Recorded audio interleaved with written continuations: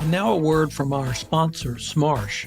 For the seventh consecutive year, Gartner has named Smarsh a leader in its 2022 Magic Quadrant for Enterprise Information Archiving.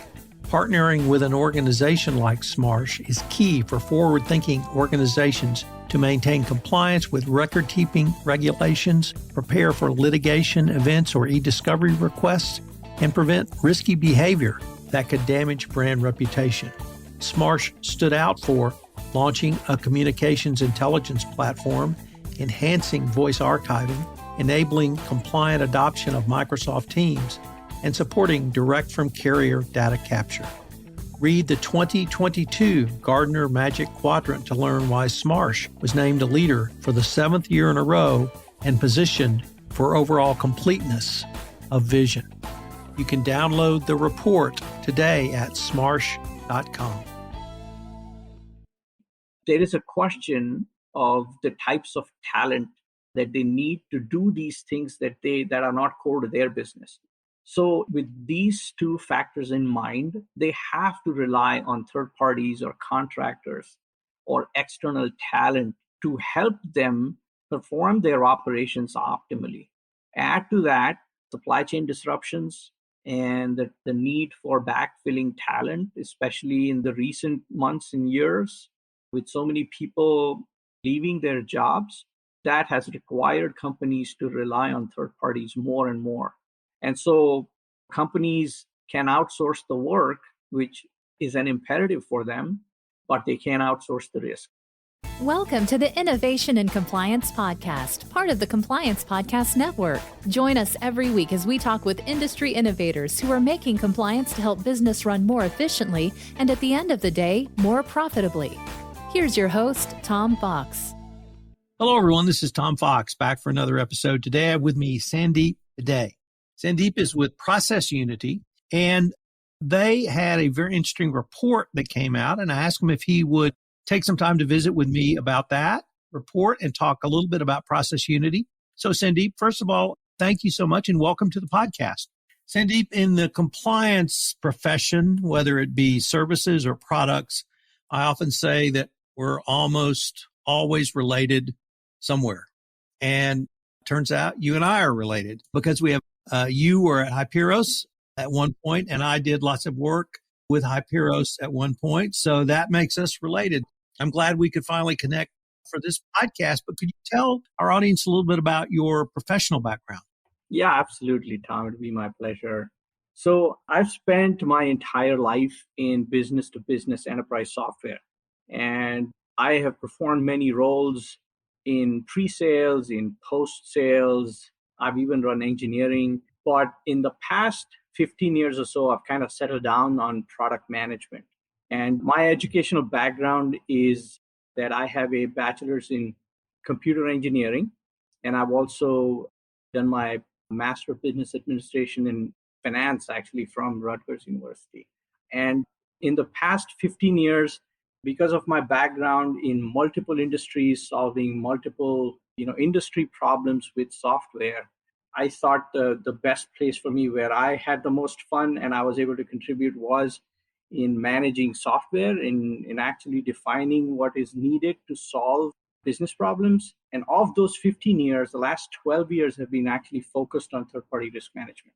So I was one of the original members of the Hyperos team, and they are part of Coupa now. Subsequent to that, I spent about 2 years in a company called GEP, a New Jersey-based company, and I built a new third-party risk management product from the ground up that's tightly integrated with their source-to-contract procurement suite. And it was built specifically for the largest banks in the world. And I've been with ProcessUnity since the beginning of this year. So, Sandeep, I'd like to maybe visit a little bit about ProcessUnity because I've not had anyone from ProcessUnity on a podcast. So could you tell us a little bit about the company? Who is your primary customer base, and what are some of your key product and services offerings? So ProcessUnity offers cloud-based solutions to help our customers of all sizes automate their risk and compliance programs. It's highly configurable, that reduces manual administrative tasks, allows customers to spend more time on the more strategic risk mitigation activities. We offer a software as a service technology. We deploy quickly with minimal effort. And from a company standpoint, to deliver the best value for money, we deliver results fast, the ability to scale a company's GRC program really quickly over time. The ultimate end result is to reduce cycle times, which is kind of the holy grail of any self-respecting third-party risk management program, meet a company's regulatory needs, and deliver highly usable software that results in the maximum adoption. Typically, our customers are both small and large enterprises, typically regulated in the financial services space, healthcare, life sciences, high-tech, business services, manufacturing, retail. These are all our customers. And in terms of the offerings, we have primarily third-party risk management, but also cybersecurity program management. And our customers tend to be an even split between the chief procurement officers, meaning the procurement organization, or the information security organization led by the CISO, Chief Information Security Officer in a company. Hope that gives you kind of a good sense for where we play and what we offer. Certainly. I'd like to now turn to the report Third-Party Risk, A Turbulent Outlook. If I could maybe start with what was the purpose for you guys doing the report and talk a little bit about its methodology. Sure. So the objective of this study was to gauge how well organizations understand and manage risk associated with third-party partners or relationships. And so the mechanism used was a survey, and 301 IT and cybersecurity decision makers and influencers participated in the survey. These study participants were asked about their own vendor relationships, concerns, and challenges in managing certain risks, and the impact of IT security incidents related to their third-party partners. And so they also provided responses to a structured survey questionnaire. They were encouraged to provide corresponding comments where applicable. And so we had co-sponsored this study. So it was primarily based on this online survey, and it was conducted in the late fall of 2021. And all of these were actually based primarily in the United States. Very few of them, about 1%, from Canada. In terms of the roles of people involved, they were information security executives, about a third of them, I would say 35%, to IT security directors and managers, people who actually do the execution of these policies. They were about the majority, about 49%, to administrators and analysts and consultants. Those comprised about 16%. In terms of the size of the company these people worked at, a majority of them worked for enterprises that had less than 1,000 people, 1,000 employees. So almost 64% of the people were in that company range, while about 13% were in large enterprises, 10,000 employees or more, and the remaining were somewhere in between.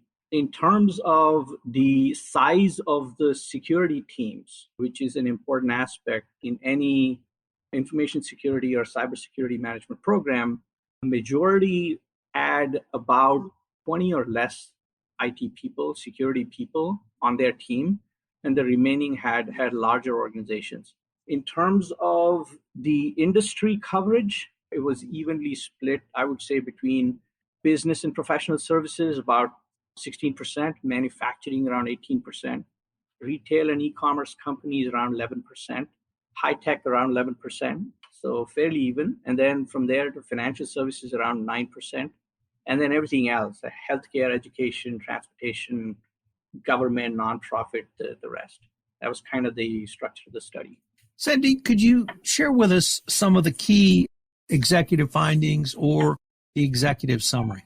So there were very interesting findings. So the first one was that third-party relationships continue to expand exponentially. That was kind of borne out by the participation and the respondents.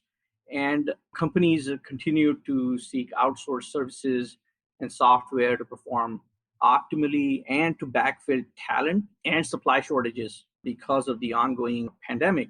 And obviously, this is not lost on all the survey respondents and the decision makers and influencers. And they understand the need to better manage third-party cyber risk. But some of them aren't really sure how to go about it. But in terms of the study's findings, a majority, about 60% of respondents stated that they experienced an IT security incident in the past 2 years. So during the pandemic, attributed directly to a third party, and a third party that had access privileges and were most likely to have sensitive data stolen or have suffered some type of business outage. That's about 60% of the respondents. And I think one of the main incidents that was quoted was the SolarWinds Orion Sunburst supply chain attack. And I think maybe because of that, some of the survey respondents suffered shutdowns and data leakage as well. And I think consequently, because of that, perhaps 70% of the respondents ranked cyber as one of the top two risks among third-party supply chain partners. So it is either came in at number one or a number two risk. That's a pretty large percentage, 70%. About 52% who experienced a third-party related attack indicated that they lost approximately less than $100,000 in that as a consequence of that attack. About 45% incurred even higher costs. A handful of them incurred more than $1 million in costs directly attributable to these third-party related attacks. Also, quite surprisingly, more than 75% of IT leaders and influencers rated managing their third-party risk of their higher critical suppliers as their top priority. And for most respondents, this priority is actually increased since the pandemic hit, since 2020, because of the major disruption that it has caused, both micro and macro disruptions, including worker shortages and the consequent impact on supply chain issues. There are also a few more findings that are interesting. Supply chain visibility, I call it nth party visibility, is also become very important, has been deemed to be very essential. And almost everyone wanted this ability. At the same time, they also lamented the fact that the visibility was severely limited to them. They want it, but it's not available really. And nearly half of all respondents, almost 45%, said that they are trying to use some sort of standardized guidelines. And the most preferred one was the NIST cybersecurity framework as their standard to improve third-party vendor assessments. And they were expecting to improve their program this year. And interestingly, they're saying they have seen nearly half of them, almost 49% of them, said that they have experienced budget increases this year. They expect it, and they are seeing it, which bodes well for them to improve their TPRM programs with greater investment in technology. So in terms of phrases, I have to give you guys credit for one of the great phrases in a report.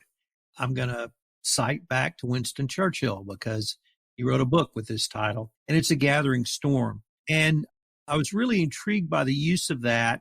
Many people who've looked at the sort of same data and same time period you have not characterized it in this manner. So I really wanted to find out the genesis of that phrase.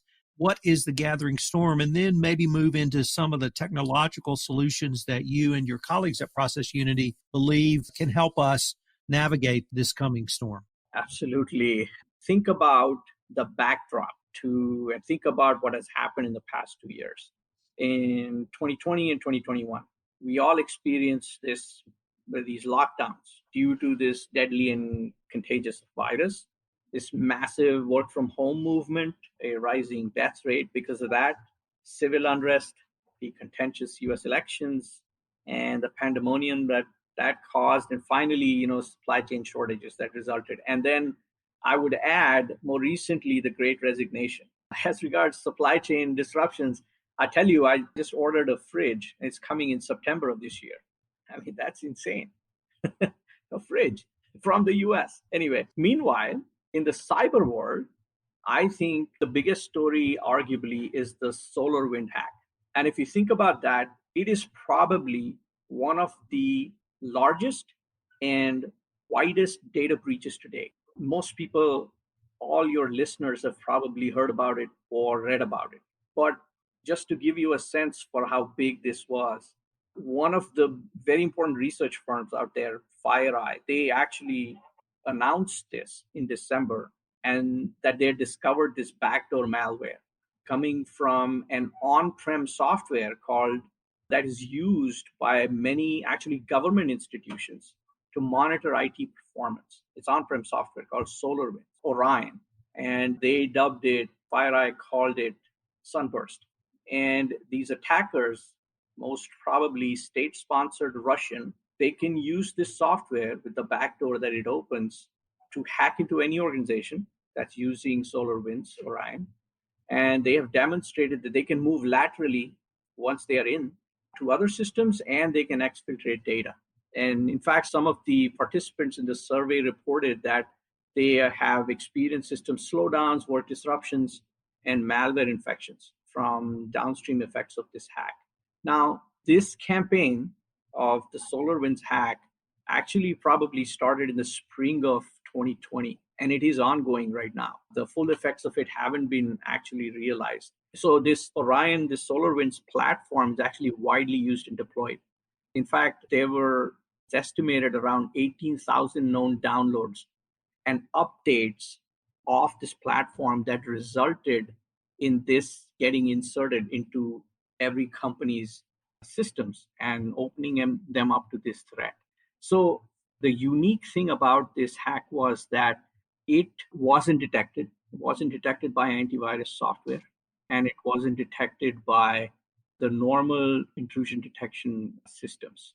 It probably sat there for a long time, and it was discovered months after it came in. So the attackers actually used a config file, a DLL file that was digitally signed, and that established a backdoor to communicating over an unsecure HTTP protocol, right? It's unencrypted. And they were able to avoid even endpoint detection and response systems. I think the only system that could have probably detected it was behavioral detection systems like active network detection and response systems could have potentially detected it.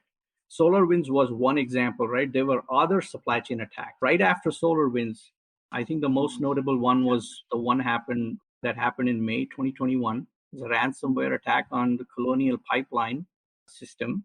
It shut them down. They had to pay a ransom. It disrupted fuel deliveries in the eastern United States. This was followed by an attack on JBS, which disrupted global meat production. Then there was the Kaseya IT platform that was compromised to spread ransomware to customers, and that included managed providers, which expanded the damage exponentially to everything from railways to grocery chains. Even the open source community wasn't spared. You must have heard of the Log4j compromise. So this was discovered in late 21. It was a 0-day vulnerability. And this is like a popular Java library that all software developers use Java. So this is kind of the gathering storm that has compelled organizations to closely scrutinize their third-party relationships, specifically those third parties that have either physical or network access to equipment and premises, and those that provide software vital to a business's operation. And just how to vet these third parties, however, remains an open question. And that's kind of the context of why we termed it a gathering storm. One of the clear themes in this report and in this podcast have been third parties. But can you remind us again why the role of third parties in overall data and IT security is so critical as well? If you take any company, right, they want to focus on their core business. And they cannot certainly do everything themselves. It doesn't make any economic sense for them to do everything themselves. That's one aspect of it. Secondly, there is a question of the types of talent that they need to do these things that are not core to their business. So with these two factors in mind, they have to rely on third parties or contractors or external talent to help them perform their operations optimally. Add to that supply chain disruptions and the need for backfilling talent, especially in the recent months and years, with so many people leaving their jobs, that has required companies to rely on third parties more and more. And so companies can outsource the work, which is an imperative for them, but they can't outsource the risk. I give gold stars for people who suggest the title of the podcast in the podcast. And you can't outsource the risk. That was great. I'm going to officially tell you that I'm going to steal that phrase. That's absolutely fabulous. Okay, well, your editorial on it, Sandeep, is spot on. I love it. You cannot outsource the risk. I've been a lawyer a long time, and I've never heard anyone phrase it so succinctly. But it's not simply data security, data privacy, and IT security and third parties. You have to actually manage your third parties because there's literally a bundle of risks that third parties can bring to anyone that does business with them. That can be third parties on the sales side. It can be third parties on the vendor side. And one of the things I really appreciate about ProcessUnity is you just say, look, guys, it's third parties. It's not sales. It's not vendors, not business relationships. It's third parties. And I think that helps drive the discussion as well. But what are some of the keys that you and your colleagues at ProcessUnity see around managing third parties as opposed to specific IT risks? Now, from this study standpoint, right, there is what has been articulated in the study is a bunch of pointers that are a little high level. What I'll do is I will tell you about those, and then I'll also dig a little bit deeper and talk about specific activities that can be done when it comes to the technology that is needed to implement an effective third-party risk management program. So at a high level, obviously, one of the first things is for any organization to actually see, acknowledge, and prioritize third-party risk management. You can't be in denial anymore, or you can't bury your head in the sand and hope that the problem will go away. It's not. And obviously, that comes from being wary of third-party risk. That's probably the top thing. The second thing is to put together a standards-based program that is informed by standards and guidelines to drive your third-party risk management program, specifically what and how you conduct due diligence and how you vet your third parties.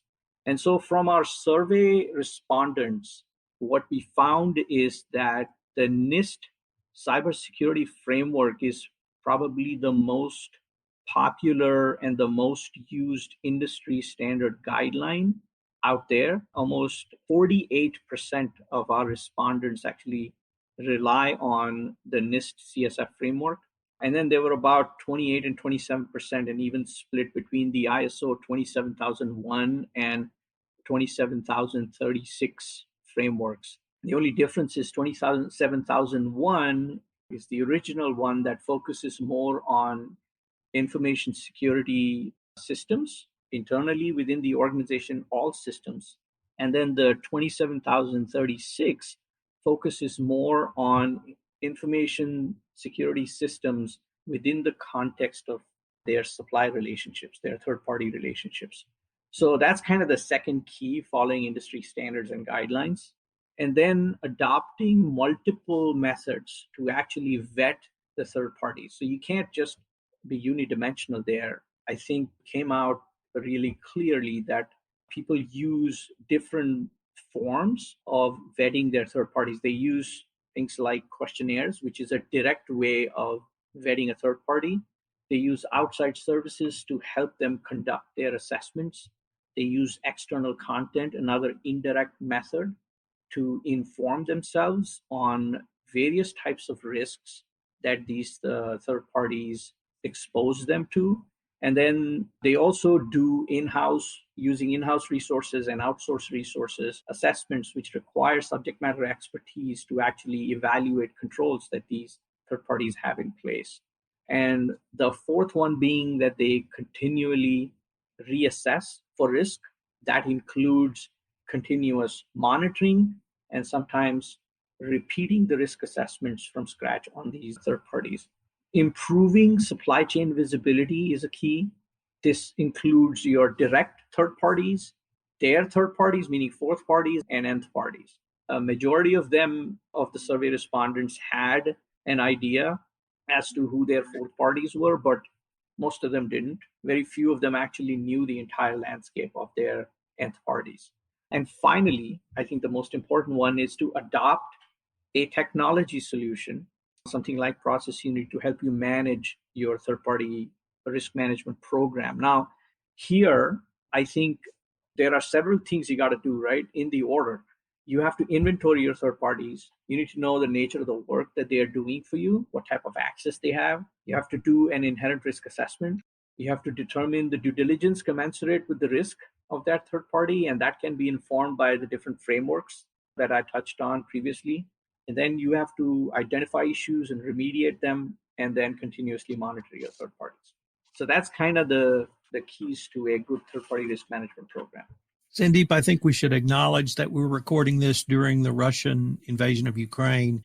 Yeah. Obviously, that has put exponentially more pressure on many multinational companies, both in their supply chain and their employee base and their sales side of things as well.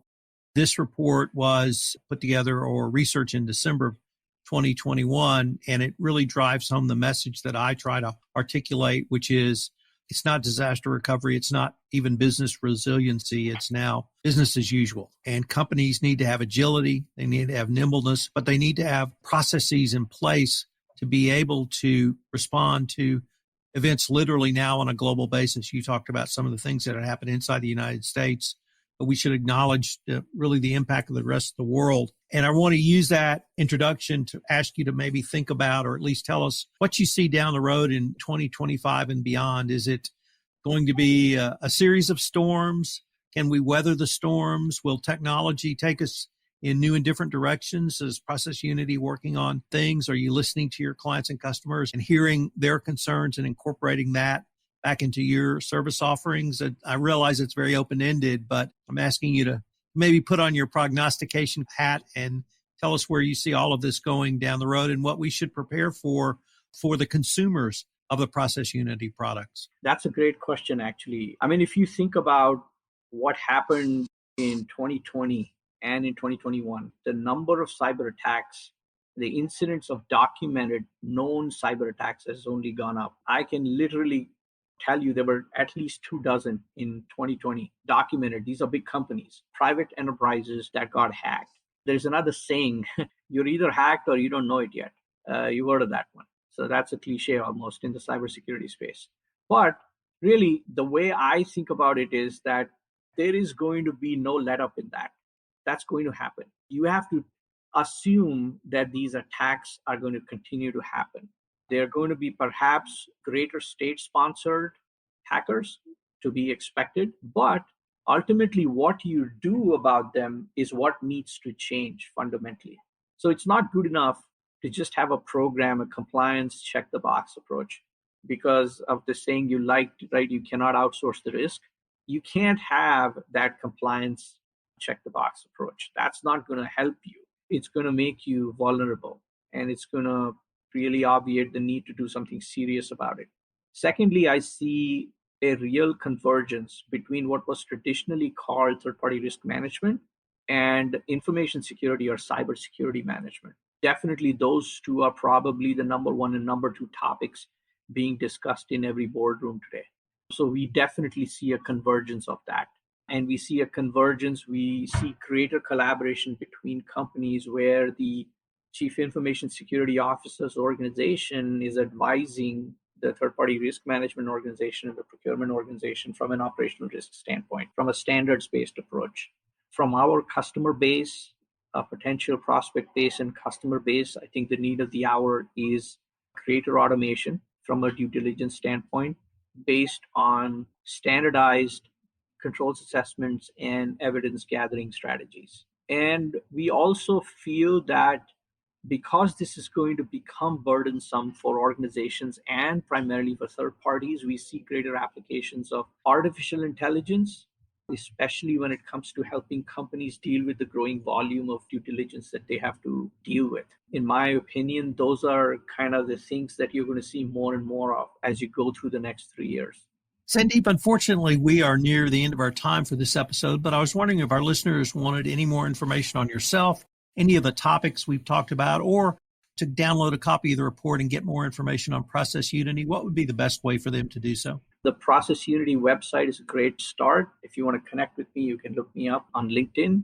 But the ProcessUnity website offers a lot of resources on our products. So we've got webinars, blogs, and podcasts, and best practices, and emerging trends in the TPRM and cyber landscape. So that's processunity.com. Let me just add, if you have never checked out their website, please do so. Sandeep is being quite modest. They have a great set of free resources. If you're new to this space, if you're looking to enhance or upgrade or even benchmark your own third-party risk management program, you can really find no better place to start than the ProcessUnity resource tab on their website. They do have a ton of materials, written materials, audio materials, video materials in terms of webinars that they put on. It's something that I've looked at a lot over the years, so check it all out. Sandeep, I wanted to thank you again for taking the time to visit with me, and I hope we can continue this conversation. Absolutely, Tom. Thank you for your time. If you want to stay up to date on the latest innovations in compliance and help your business run more efficiently, subscribe to this podcast and help spread the word by leaving a review.